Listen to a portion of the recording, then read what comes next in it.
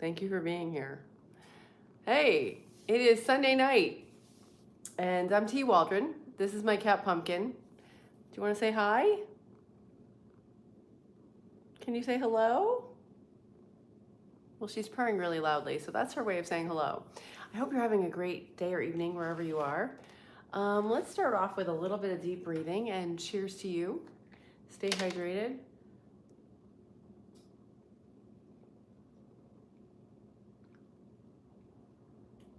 We solved the big mystery of me not having access to the comments yesterday. I hit a wrong button, so I do apologize.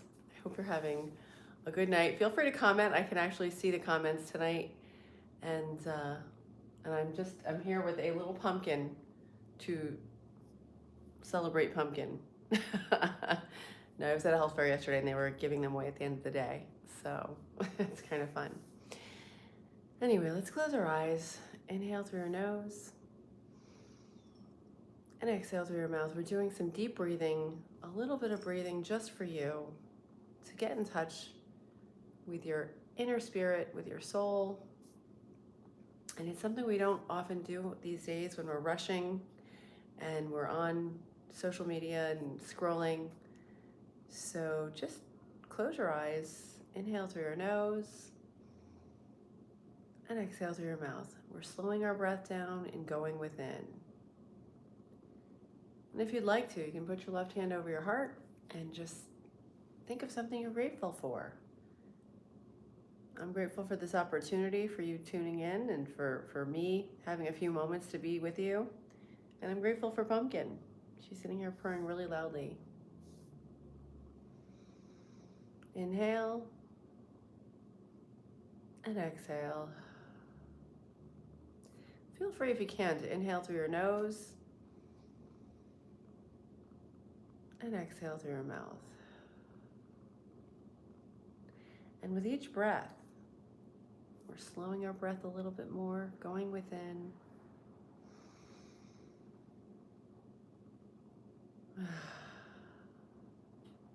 Really try to empty your lungs out and inhale.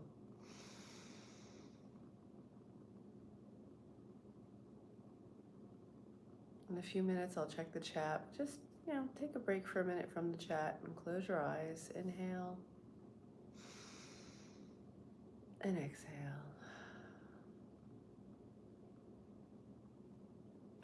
Okay, so good evening. Hi, Polly. Oh, Polly Sai. Oh, Polly Sai. That's great. Hello there. Nice to see you. Thanks for tuning in. So first of all, before we even start, I'd like to thank our moderator, Imran Hossain. He actually saw the chat yesterday. I don't know, for whatever reason, I hit the wrong button and then I didn't have the chat on my screen. So if you tuned in yesterday, I do apologize. I did not respond to anything because my screen was completely blank. So tonight it's working though. So thanks for chatting there, Polly Sai. It's nice to see you as well. This way I know it's working. So that was good confirmation. So I've been reading a book by Florence Scovel Shinn, and we just started this one yesterday called The Power of the Spoken Word. And if you're new to my channel, welcome. I'm learning how to be my best self on all levels that I can figure out. And one of them is metaphysics. And that's, in a nutshell, it's how our thoughts, how our inner world shapes our reality. It shapes our physical world. And it's very powerful stuff. And one of the things is what we speak, what words we speak, and how we speak to ourselves, and the words we use in the world. And I'm learning everything is vibration, everything is energy. And it's really fascinating stuff, and it's very powerful. And we don't even know it, so it's really, really cool stuff. So I want to share with you. So this woman that wrote this book, her name is Florence Scovel Shinn. Hello, Susan Mavi, welcome. She lived 100 years ago, and she self-published one of her books, The Game of Life and How to Play It. And it was so cool because she looks at life as a game, and that, she as a metaphysician, she's working to show us the rules, which it's so interesting. So this one is all about the power of our words. So I'd like to read to you this information. What she does, she takes the Bible and she will read a passage from the Bible and then apply it more as a parable or as a way to apply it to our own psychology. So, even though she's quoting the Bible, it's not so much literal, every word for word. It's more the concept, okay? So I want you to, think of that as a foundation. This isn't so much a Bible study, but it's using these concepts as a rule book, as a suggestions, and looking at different ways to look at things. But if you're very literal, you can do that. But if you're not, that's okay too. Okay. So she's talking about the power of her spoken word and intuition. Okay. And I don't know, do you use your intuition? Hey, Kevin, welcome back. You have a new handle. I hope all is well. Yeah, so intuition, I've been trying to hone into that because I find that it's really, really useful. Intuition and synchronicity, like when I'm working on something and things line up, then I feel like, okay, I'm on the right track. And I don't know if you use intuition or synchronicity, but I'm really honing into it. And it's like a superpower we all have, but we have to pay attention to it. So pretty interesting. Okay. I refer to intuition very often, and this is her speaking, for it is the most important part of spiritual development. It is divine guidance. It is the God within. It is the eye which watches over us and never sleeps. With it, nothing is unimportant. So she's saying pay attention to the details. Oh, okay. Everyone's handles matches their Google now. Oh, got it. Cool. Okay, thanks for the clarification, Polly. Let's see. So with it, nothing is unimportant. So intuition, pay attention to all the little details. Acknowledge me in all your ways, and I will make plain your path. Remember, despise not the day of small things or of seemingly unimportant events. It is very difficult for a person who has always followed the reasoning mind to suddenly follow intuition. And I read this yesterday, but it bears repeating because we can easily fall into our habits, like, okay, or kind of autopilot. Did you ever do that? Just sort of live your life and not really think about things and just sort of go through the motions. I did that for the first 50 years. So I'm going to read this part because it's pretty appropriate.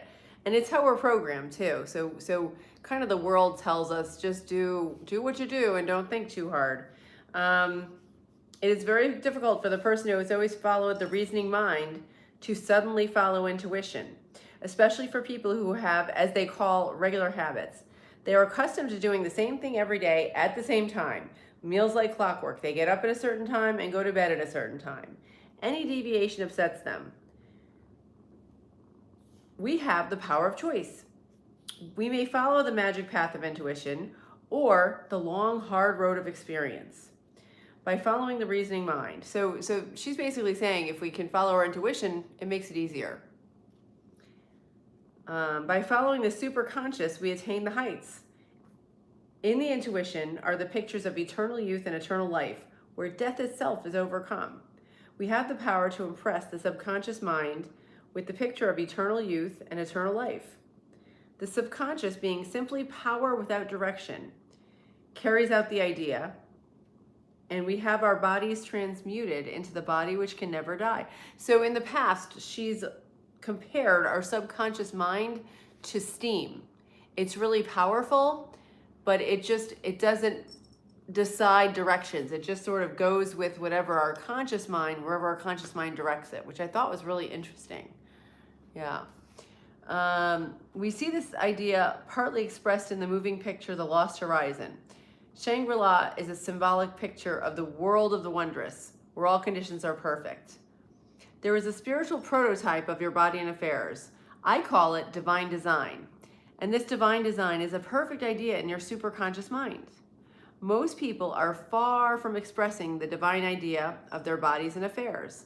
They have stamped the contrary pictures of disease, old age, and death upon the subconscious, and it has carefully carried out their orders. Now we must give it a new order. Let me now express the divine idea in my mind, body, and affairs. You will impress the subconscious by repeating the statement, and you'll be amazed at the changes which soon take place. If you impress the subconscious by repeating the statement, oh, I just said that. You will be amazed at the changes which will soon take place. You will be bombarded by new ideas and new ideals. A chemical change will take place in your body. Your environment will change for the better, for you are expanding rapidly into the divine plan, where all conditions are permanently perfect. Now, I have to say that, having these ideas is really great. But I found that if I take action toward my new ideas, toward being my best self, toward helping others, even being kind to myself, things line up much quicker. You can sort of go through life and look for these signs, but if you're moving and you're taking action rather than just sitting there, it's like that physics concept.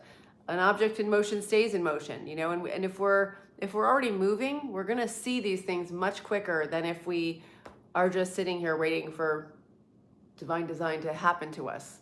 Okay, so I just have to say from experience, try to move towards your best self. And that's what I'm trying to do. And it really works. I can vouch for this stuff. Lift up your heads, ye gates shall be lifted up, ye everlasting doors, and the King of glory shall come in. Who is the King of glory? The Lord or law, strong and mighty. The Lord mighty in battle. So she talks about the manifesting and the law of attraction and stuff like that. So she sort of weaves that in, and she uses Lord and law interchangeably in a lot of her work. So it's kind of interesting how she kind of came up with that. Okay, now remember, the Bible is talking about thoughts and states of consciousness. Here's a picture of the perfect ideas of the superconscious mind rushing into your conscious mind. When the gates and doors are lifted up, the King of glory comes in. So basically, we keep an open mind. I think she's saying, we can see things maybe in a different perspective. And it's pretty interesting. So who is the King of glory? The Lord is strong and mighty, the Lord mighty in battle. The King of glory has weapons ye know not of, and puts to flight the army of the aliens, or the negative thoughts in your consciousness for countless ages. These negative thoughts have always defeated the manifestation of your heart's desire. So your negative thoughts can defeat the manifestations of your heart's desire. So she's saying stay positive, right? Okay. They are the thought forms which you have built up in your subconscious by constantly thinking the same thoughts. You have built up a fixed idea that life is hard and filled with disappointments. You'll meet those as concrete experiences in your life. If that's what your beliefs are, your life is going to line up to bring you what you believe. And it sounds so simple and so basic, but it's true. If you keep a positive attitude, if you see things more positively, you can see the same thing that's happening to somebody, and one person will see it positive, one person will see it negative, and then that positive person might be able to turn it to something, or see the value of it, or see the learning from it, and that's very powerful stuff. What did I want to tell you too? Like I said, she talks about manifestation, which is pretty cool. All right, I'll just keep going. I'm sure it'll come back to me. My ways are ways of pleasantness. We should all build up consciousness as a picture of peace, harmony, and beauty. And someday it will push itself into visibility. The divine idea of your life often flashes across your consciousness as something too good to be true. Very few people fulfill their destinies. Destiny means the place you were destined to fill. We are fully equipped for the divine plan of our lives. We are more than equal to every situation. If we could get the realization back of these words, our doors would fly open and channels would be cleared. We would actually hear the hum of divine activity, for we would be linked with infinite intelligence, which knows no defeat. That's pretty interesting. Okay. Opportunities would come to us from unexpected quarters. Divine activity would operate, and through all our affairs, the divine idea would come to pass. God is love, but God is law. if you love me, keep my commandments or laws. And then she quotes somebody. Dr. Ernest Wilson told me that his first knowledge of truth came through reading Emerson's Concentration. Concentration means loving absorption. Okay, so this is something that I've been trying to do, is following my highest excitement, my highest passion on, like, sometimes I'm not sure what I should be doing. Like, oh, should I do this project or should I do this other thing? And I'll try to see, okay, what brings me my highest excitement? Where is my intuition taking me? And of course, you know, you have to sometimes think about, okay, well, I'll be excited if I vacuum my house because then I'll feel better about the cleanliness of it. So you kind of have to, you still have to do your chores and stuff, you know, and you have to live, you know, check off the boxes for your things that you need in your daily life. But having a clean house makes me peaceful, and then I can focus more on my work. So I don't know if that makes sense to you, but trying to, you know, get in the moment. Concentration means loving absorption. We see children lovingly absorbed in their play. We can only be a success in a line with interests which interests us greatly. Great inventors are never bored with their work, or they would not bring forth great inventions. Never try to force a child to be something they don't want to be. They will only prove a failure. The first start toward success is to be glad you are yourself. So many people are bored by themselves. That's so true. They have no self-reliance, and they're always wishing they were someone else. Wow, that's so true. So love who you are. And that, I'm going to leave it with that tonight, because I think that's a really good, good place to stop. What do you think? I think getting to know yourself and love yourself is something I've been working on, and she says it right there. And when you do love yourself, if you're still here and you didn't turn this off, thank you, because you're here for a reason. I think everything happens for a reason, and it's up to us to figure out what that reason is. So yeah, I'm gonna, you know, continue doing the things that I think are helping people, that I think are good for myself and for the world, and I hope you'll, you know, continue doing that, or start doing that if you haven't. Give it a try. I'd love to know how that affects your life and if you find that useful. Yeah, negative thought causes inaction or alternate activity in lieu of the direct course towards necessary goals and achievements aligned with the successful outcomes of living in the projected space. That's so true, Polly. Very, very nice. Yeah. And I want to leave you too with sometimes we're frozen by our beliefs that we may not even realize we have. And sometimes we're frozen by fear. And fear is false somethings appearing real. F-E, false. What starts with E? F-E-A-R. It's like F is false. I forgot what the E stands for. I should have looked it up. Hello. Midden. Evidence. Thank you, Polly. I'm like, I'll never forget this, but I did. I totally blanked. Okay, thank you, Polly. False evidence appearing real. So that's what fear is. So if we're afraid of something, let's take a look at what that is and really look at our beliefs. Like, why am I nervous about this? Why am I anxious? Why am I, you know, and maybe it's something dangerous, you know, if it's like a lion or something out there. But if it's something that we're just afraid will happen, sometimes I'll if I'm afraid and I'm nervous about doing something, which doesn't happen as much. And by the way, the more you can overcome your fear and sort of face what you fear most, it diminishes, and you're just nothing, like most things don't stress you out as much. But at first, overcoming your fear can be really tough. But the more you do it, it gets easier and easier. But if you analyze, like, why am I nervous and what's the worst that could happen? Like, for instance, you know, speaking up at a party. Let's say you go out with friends and you want to say something and you're like, oh, maybe I'll sound stupid, or, you know, you're nervous. What's the worst that'll happen? You know, just don't take it so seriously. Have some fun with it. You know, that was just a very simple example, but it happens. Sometimes if you have social anxiety, that could be a big deal talking in a group. Or if it's with people you don't really know yet, and I think a lot of us are very isolated because we're living in fear, we're living in maybe anger, we're living in those negative emotions. And if we can be at peace, if we can love ourselves and trust ourselves and try things, and if it doesn't work out, it doesn't work out. It's not a big deal, right? Hi, Dr. D. Welcome back. Oh, welcome from Indonesia. Thank you for tuning in.